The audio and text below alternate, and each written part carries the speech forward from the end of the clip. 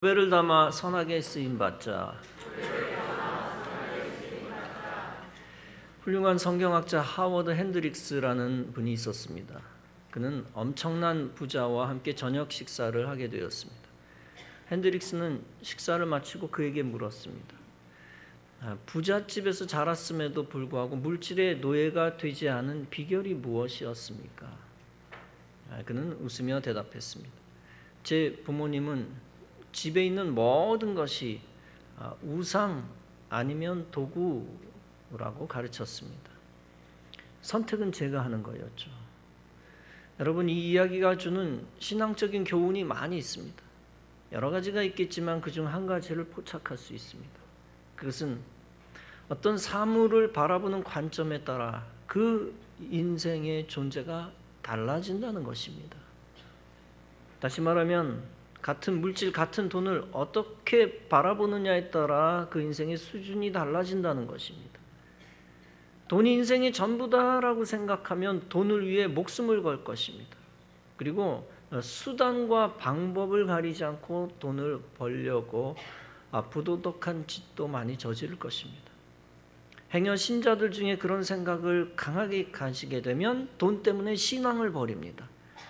반면에 돈은 선교의 도구다 라고 신앙적으로 생각한 믿음으로 사용할 것입니다. 그것으로 사람을 구제하고 선교의 지경을 넓히는 데 반드시 사용할 것입니다. 대자연을 바라보면서도 대자연이 신이다 라고 생각하면 우상 숭배에 빠집니다. 나무, 바위, 동물, 해, 달, 별을 숭배하는 범신론자가 될 것입니다. 범신론에서 힌두교가 나왔고 불교도 마찬가지고 인도의 신도라고 하는 것도 범신론입니다. 각종 잡신을 믿는 것도 범신론 중에 하나입니다. 인생을 저주에 빠뜨리고 영혼을 멸망시킵니다. 반대로 대자연이 하나님의 피조물이다, 창조물이다 라고 하는 것을 알면 하나님께 찬양과 영광을 올려드립니다. 그리고 이 땅의 모든 것들을 하나님의 도구다라고 여기며 믿음으로 거룩하게 활용합니다. 대자연을 거룩한 성도들의 친교의 장으로 만들고 영혼 구원의 장으로 만듭니다. 그리고 궁극적으로는 하나님과의 교제를 위한 도구로 활용합니다. 그러므로 사물이나 재물이나 자연 만물을 바라보는 신앙적 관점이 얼마나 중요한지 모릅니다. 본문은 바울이 사람을 바라보는 관점을 설명하는 말씀입니다. 구체적으로는 기독교인들과 자기 자신을 바라보는 관점입니다. 본문은 말씀합니다. 우리가 이 보배를 질그릇에 가졌으니 이는 능력의 심히 큰 것은 하나님께 있고 우리에게 있지 아니함을 알게 하려 함이라. 우리는 질그릇과 같이 연약한 죄 많은 인생이라는 것입니다. 실제 바울 자신이 연약합니다. 불치병으로 고생을 하고 있었습니다. 그리고 자신의 과거의 전적을 떠올립니다. 예수님을 핍박했던 가슴 아팠던 전적. 그때 자신은 도저히 주님께 용서받지 못하고 쓰임받지 못할 존재임을 알았습니다. 실수하기 쉬운 존재, 깨지기 쉬운 존재, 보잘것없고 더러운 그릇 같은 존재인 것을 알았습니다. 그럼에도 불구하고 구원자 예수 그리스도를 모시면 달라진다는 것도 알았습니다. 세상에서 가장 가치 있는 보배이신 예수님을 모시면 나의 존재가 달라진다는 것입니다. 아무리 질그릇처럼 형편없는 인생도 가장 가치 있는 존재로 바뀐다는 것입니다. 질그릇에 반드시 담아야 할 것이 있다는 겁니다. 다름 아니라 보배입니다.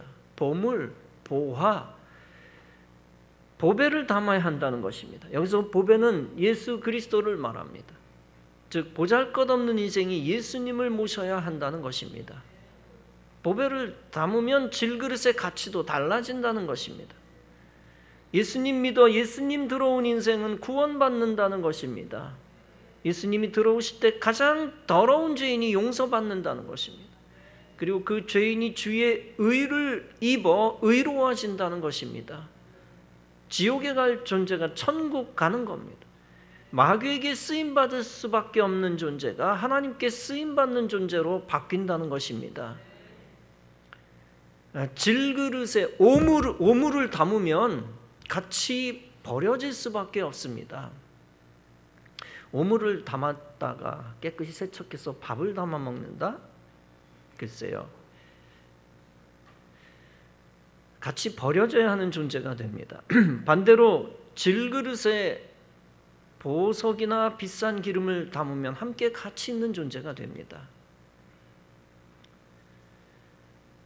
빈 병에 식용유를 담고 빈 병에 참기름을 담았습니다.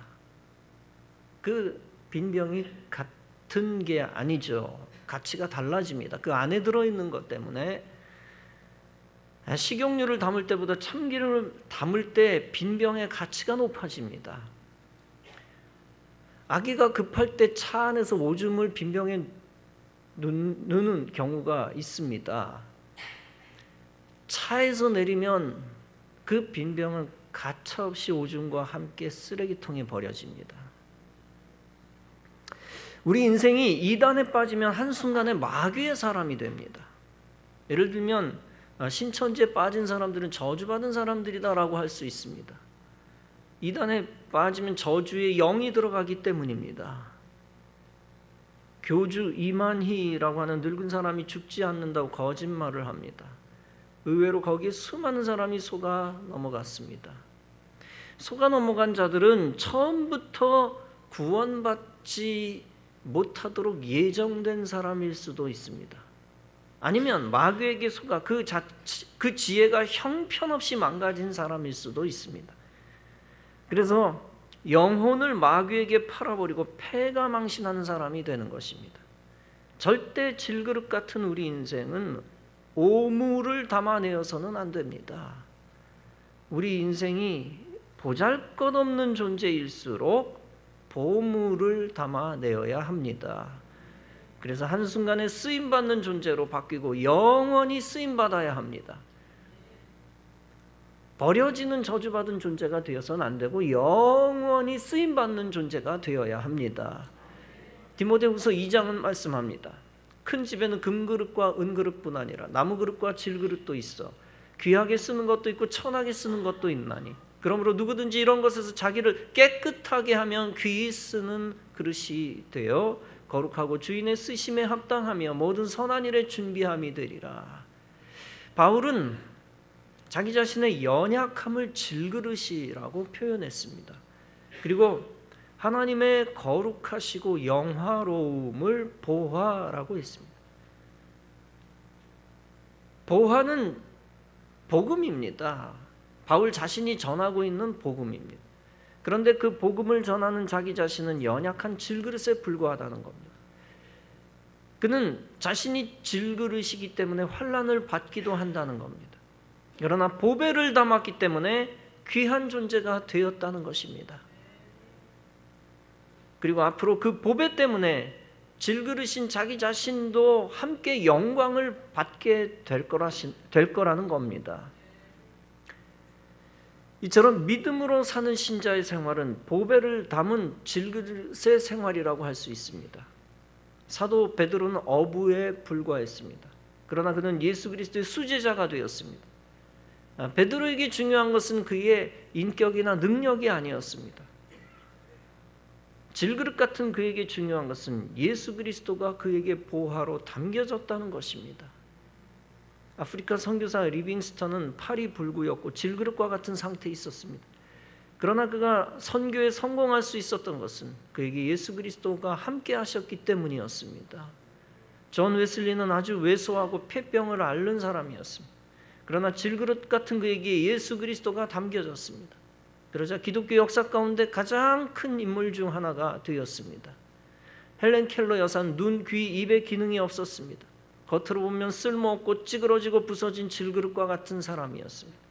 그러나 그 속에 예수 그리스도가 보화로 담겨졌습니다. 그때 그 여자는 놀라운 주의 일을 할 수 있었습니다. 사도 바울은 다메섹 도상에서 감격적인 경험을 했습니다. 그 사건은 질그릇 같은 그에게 예수 그리스도가 보화로 임한 사건이었습니다. 그에게 한순간도 잊을 수 없는 사건이었습니다. 그는 일생 보배로운 그리스도를 자신의 몸에 담았습니다. 그리고 그리스도를 품은 것에 큰 자부심을 가졌습니다. 그리고 그 자부심으로 그리스도를 위해 일생을 바쳐 기독교 역사상 가장 위대한 사람이 되었습니다. 우리 모두는 무조건 하나님의 손에 들려져야만 합니다. 그래서 하나님의 도구가 되어야만 합니다. 하나님의 도구로 사용될 때 제 역할을 할 수 있습니다. 하나님이 나를 사용하시도록 나를 하나님께 내어드려야 합니다. 오직 하나님께 복종해야 합니다. 이사야 10장은 말씀합니다. 도끼가 어찌 찍는 자에게 스스로 자랑하겠으며 톱이 어찌 켜는 자에게 스스로 큰 체 하겠느냐. 이는 막대기가 자기를 드는 자를 움직이려 하는 것 같으며 몽둥이가 나무 아닌 사람을 들려 함과 같음이로다 라고 말씀을 했습니다. 도구는 무조건 도구의 주인 되신 하나님께 굴복해야 합니다. 나는 죽고 내 속에 계신 예수님만 살게 해야 합니다. 왕이신 예수님께 완전히 다스림을 받아야 합니다. 그때 우리는 가치 있는 존재가 되고 선하게 쓰임받게 됩니다. 선하게 쓰임받는다는 것은 하나님이 원하는 대로 쓰임받는 것입니다. 하나님이 원하는 대로 쓰임받으면 복은 자연히 따라오게 됩니다. 성경에 악령에 사로잡혀 악의 도구로 쓰임받은 사람들이 있습니다. 대표적인 사람이 사울 왕입니다. 사무엘상 22장은 말씀합니다. 왕이 도액에게 이르되 너는 돌아가서 제사장들을 죽이라 하매 에돔 사람 도액이 돌아가서 제사장들을 쳐서 그날에 세마포 에봇 입은 자 85명을 죽였고 제사장들의 성읍 노베 남녀와 아이들과 전 먹는 자들과 소와 나귀와 양을 칼로 쳤더라. 권력이 무엇이길래 사울 왕과 도액이 사람들을 무참하게 죽였습니다. 인간의 사악함과 잔인함의 끝을 느끼게 만드는 사건입니다. 사울 왕이 하나님을 배반하고 도액이 동조하니까 생겨난 비극입니다. 왕의 신하들은 손을 들어 여호와의 제사장들을 죽이기를 꺼려했습니다. 반면에 이 두 사람은 하나님을 두려워하는 마음도 없고 양심도 굳어져 있었습니다. 사탄이 그 속에 들어가니까 사탄의 종노릇을 하는 것입니다. 사탄의 종노릇하는 자는 최고의 권력자라 할지라도 악의 도구입니다. 우리 인간도 한순간에 악의 도구로 전락할 수 있습니다. 그러므로 우리에게 필요한 것은 실수했을 때 회개하는 심령입니다. 회개하지 않으면 죽을 때까지 마귀에게 쓰임받습니다. 마귀에게 쓰임받는 것 자체가 저주받은 것입니다. 현재도 마귀에게 쓰임받는 공산주의자들이 있습니다. 철학적 근거가 유물론인 공산주의는 기독교의 적입니다. 그들이 공산주의를 건설하는 데 있어서 최대의 걸림돌은 기독교입니다. 그래서 공산주의 독재자들이 기독교인들을 죽이고 교회를 없애는 겁니다. 공산주의를 건설하려는 정치인들은 수단과 방법을 가리지 않습니다. 피해 혁명을 완수하기 위해서는 가족도 다 버려야 됩니다. 부모도 고발해야 되고 죽창으로 일가 친척도 죽여야 됩니다. 그게 생리입니다. 공산주의를 건설하기 위해 스승과 부모를 죽여 피를 흘려도 양심의 가책을 느끼지 않습니다. 그것을 이루는 큰 일을 이루기만 하면 모든 거짓말도 다 선한 것이 됩니다. 그래서 자기 자신의 비리가 끝이 없어도 양심의 털끝만큼도 찔림이 없습니다. 그래서 공산주의를 위해 쓰임받고 있는 권세자들은 다 마귀의 심부름꾼들입니다. 그래서 잠언 16장은 말씀합니다. 여호와께서 온갖 것을 그 시음에 적당하게 지으셨나니 악인도 악한 날에 적당하게 하셨느니라. 로마서 6장은 말씀합니다. 너희 자신을 종으로 내주어 누구에게 순종하든지 그 순종함을 받는 자의 종이 되는 줄 너희가 알지 못하느냐. 혹은 죄의 종으로 사망에 이르고 혹은 순종의 종으로 의에 이르느니라. 우리 기독교인들은 절대 죄의 종, 마귀 종 노릇을 하지 말아야 합니다. 반대로 하나님 주신 말씀을 사랑하고 순종하고 영원히 그리스도의 종 노릇해야 합니다. 그래서 영원히 귀한 그릇으로 쓰임 받아야 합니다. 광림교회 김선도 원로 목사님이 과거에 5분의 기적이라는 책을 썼습니다. 그 책 가운데 다음과 같은 내용이 있습니다. 6.25 전쟁이 났을 때 일입니다. 김선도 목사님은 북한 황해도 해주에서 해주의학 전문학교를 다니고 있었습니다. 지금으로 말하면 의과대학 학생인 것입니다. 그런데 전쟁이 나니까 강제로 북한에 끌려갔습니다. 붙들렸습니다. 그리고 북한의 군의관으로 입대를 했습니다. 본인은 독실한 크리스천이라 북한에 계속 남아있을 수가 없었습니다. 그래서 남한으로 내려가려 했는데 기회를 놓쳤습니다. 기회를 놓치니까 설상가상으로 끌려 전쟁터에 나가게 되었습니다. 그런데 역시 자신이 크리스천으로서 이 공산군과 함께 있다가 함께 죽을 수는 없었던 것입니다. 죽음의 위기 속에서 하나님의 도우심을 간구했습니다. 그때 맥하더 장군이 인천 상륙작전을 했습니다. 이제 전세가 뒤집혀서 북한 공산군이 후퇴하게 되었습니다. 목사님은 이때 기회다 하고 그 부대를 탈출하려고 했습니다. 그런데 그분 옆에 딱 붙어 젊은 연락병이 쫓아다닙니다. 그래서 자꾸 그 사람을 피해 딴 길로 가는데 자꾸 쫓아옵니다. 군의관님, 그쪽이 길이 아닌데 왜 자꾸 그쪽으로 가십니까? 그 말을 듣고 목사님은 하나님께 맡기고 말합니다. 나는 지금 남쪽으로 내려가 투항할 건데 나랑 같이 내려가겠느냐? 만약에 그 자리에서 안 됩니다 동무하고 꽝 쏘면 죽는 상황이었습니다. 그런데 그 연락병이 따라가겠다는 겁니다. 그래서 탈출해서 한국 군인에게 투항을 합니다. 한국 군들이 딱 보더니 북한 군의관이 왔습니다. 그런데 그를 만나서 그를 면접한 사람이 누구인지 잘 모릅니다. 참 놀라운 기적이 나타났습니다. 이렇게 요청을 받았습니다. 당신은 군의관이니까 우리 군인이 되어서 우리 병사들의 다친 곳을 돌보시오. 그 즉시 목사님은 인민군 군복을 벗고 우리 한국 군복으로 갈아입었습니다. 그리고 즉시 한국 군인이 되었습니다. 그분은 국군 1사단 11연대에 입대하게 되었습니다. 그것은 사실 보통 기적이 아니었습니다. 보통 전쟁터에서 적군을 붙잡으면 총살하든지 포로로 끌고 가기도 합니다. 그런데 그분은 그 즉시 군복을 갈아입고 한국 군인이 된 것입니다. 한국 전쟁 시 유엔 종군 경찰병원 의무관 근무를 했습니다. 그리고 훗날 공군사관학교 교회 등 공군 군목으로 9년 동안 복무했습니다. 그 후 광림교회를 치리하시면서 많은 교회를 세웠습니다. 신학생을 위해 공헌도 많이 했습니다. 감리교 신학대학교 체프를 건립하고 기숙사를 건립했습니다. 군선교, 경찰 선교, 해외 선교 등 수많은 선교를 했습니다. 사실상 감리교 안에서는 가장 큰 선교적 열매를 만들었습니다. 제가 서산 공군기지교회에서 제대하기 한 달 전에 그분을 모셨는데 공군교회 와서 설교하시기도 했습니다. 그때 2005년 당시 연세가 75세였지요. 그분은 책에서 이런 고백을 했습니다. 나는 청년 시절에 북한군에게 강제 징집당한 의학도였다. 공산주의 체제 안에서 나는 숨막혀 죽을 것 같은 영혼의 질식을 느꼈다. 나는 신앙의 자유를 찾아 북한군을 탈출했고 정말 기적 같은 5분 만에 북한군에서 국군으로 전환되는 은총을 체험했다. 그 은총의 5분으로 지금까지 살아왔으며 남은 인생의 5분을 살아갈 것이다.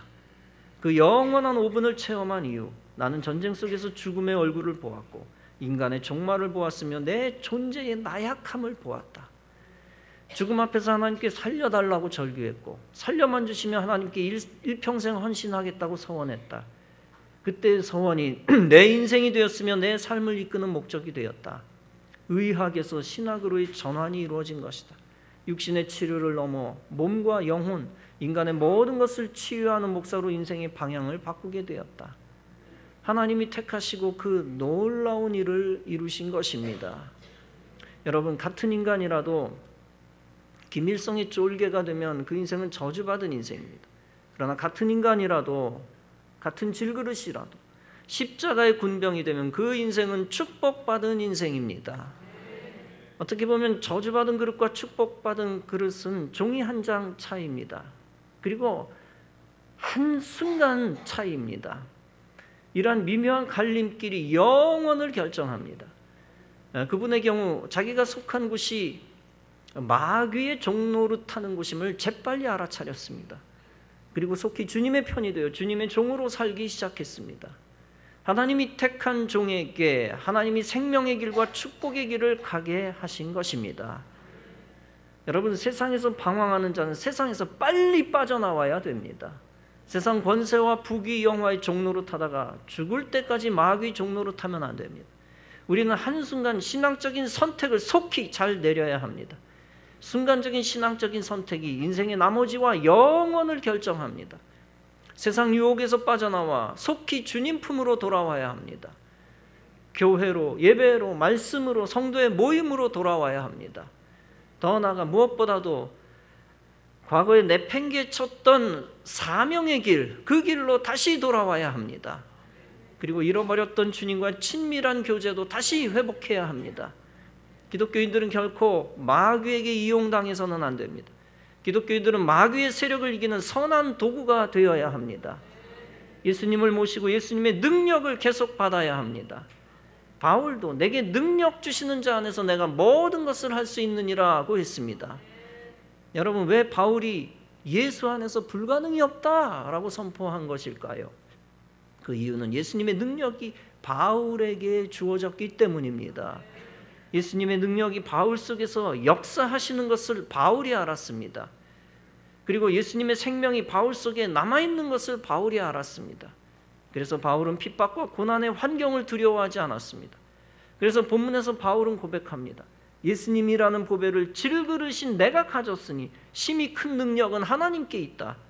우리가 박해를 받아도 버림받지 아니하며 거꾸러뜨림을 당하여도 망하지 아니한다. 즉 자기는 질그릇같이 형편없는 도구에 불과하다는 겁니다. 그러나 그 복음 때문에 자기는 최고의 존재가 되었다는 것입니다. 또 자기는 가장 약한 질그릇 같은 존재라는 겁니다. 그러나 가장 강하신 예수님 때문에 부서지지 않는다는 것입니다. 사랑하는 성도 여러분, 여러분은 예수님을 모시고 있는 동안만 구원 생명이 있음을 믿으시기 바랍니다. 예수님을 인생의 주인으로 모시고 있는 동안에만 가치 있는 존재가 됨을 믿으시기 바랍니다. 그리고 오직 예수님께 순종하는 동안만 귀하게 쓰임받는 존재가 됨도 믿으시기 바랍니다. 예수님 없는 인생에게는 물질도 권세도 인간성도 도덕성도 의로움도 능력도 지위도 환경도 업적도 다 의미가 없습니다. 오직 가장 귀하신 예수님을 일생 모실 때만 그 모든 것들은 가치가 있습니다. 예수 없는 인생은 중간길로도 갈 수 없습니다. 반드시 저주의 길 아니면 축복의 길로 가야 합니다. 한쪽에서 악한 영이 우는 사자와 같이 달려들어 더욱 세상 불신앙으로 신자들을 끌고 가려 합니다.